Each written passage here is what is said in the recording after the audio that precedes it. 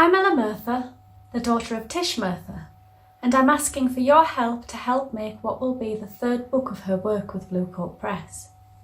So although this will be book number 3, Juvenile Jazz Bands was actually my mum's first ever exhibition, so it's a really important part of her story. It was made while she was employed through a youth opportunity scheme at the Side Gallery in Newcastle, and it was shown there in 1979 before touring. Juvenile jazz bands, they were a bit of a phenomenon in the North East and in other places like the Midlands and South Wales, and my mum, she didn't like them at all. She felt they were militaristic and harmful to its young members, only teaching them to walk in a straight line and obey orders. And, to her absolute horror, there was no jazz music involved, which really, that was the biggest bugbear for her. Now, although she travelled with the official bands to carnivals and parades, what my mum really focused her attention on was the toy bands in the back lanes. Now these kids were rejected from the official bands for whatever reason, and the charm of these bands was that she felt these kids used their imaginations to the same extent as the official bands denied it.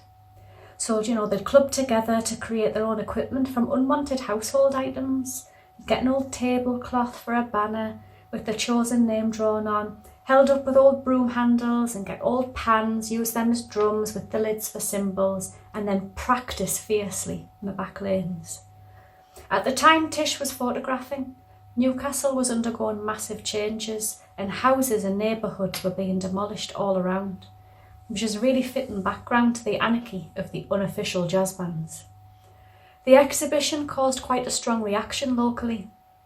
Responding to the controversy at the time, Tish said, "Having observed the growth of these bands throughout my childhood, I feel I'm entitled as the next person to draw my own conclusions based on these experiences, and I find the photographic medium a suitable vehicle for their expression."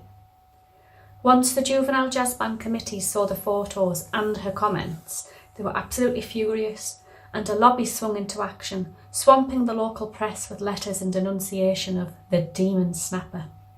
In response to this, my mum invited people to a public debate on the subject, which was also documented in the local press.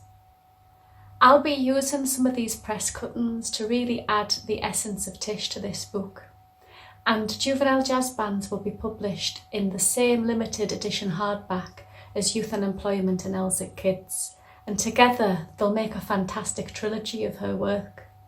So please, take a look at some of the great rewards on offer as part of this Kickstarter campaign, and thank you so much for all of your support.